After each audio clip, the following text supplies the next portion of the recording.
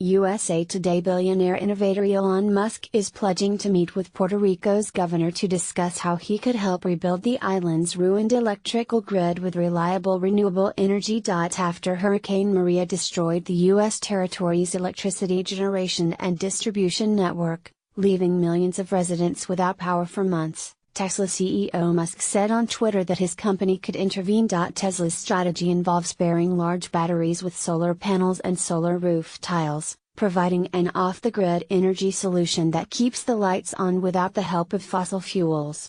The company's Solar City division handles the installation and sales. The Tesla team has done this for many smaller islands around the world, but there is no scalability limit, so it can be done for Puerto Rico too, Musk said Wednesday in a tweet.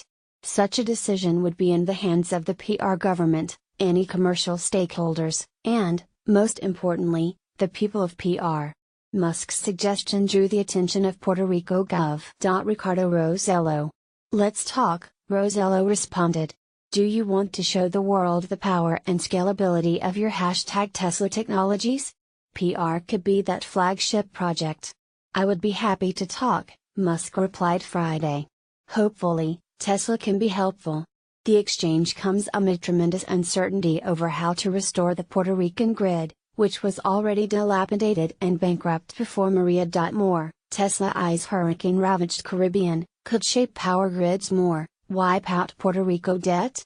Hedge funds, residents at risk of losses. Pundits have suggested that Maria's destruction paradoxically represents an opportunity for Puerto Rico to reimagine its unreliable and polluting electrical infrastructure.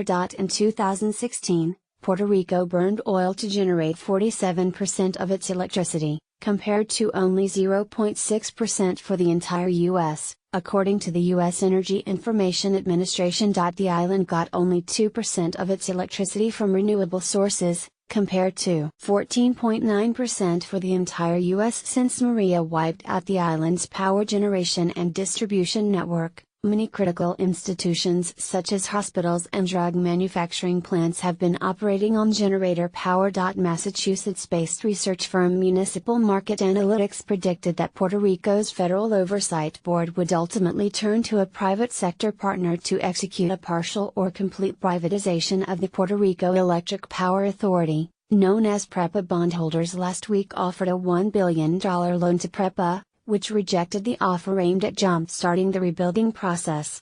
The authority's bondholders could face steep losses after the disaster wiped out the assets underpinning their investments.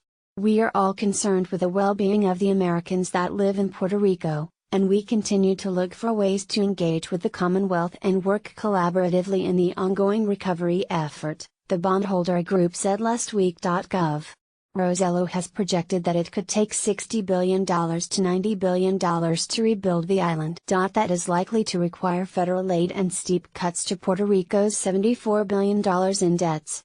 The island filed for the equivalent of bankruptcy protection earlier this year. President Trump suggested on Tuesday that the debt would need to be wiped out, though he has no authority to do so. The island's Oversight Board has requested substantial emergency aid from Washington,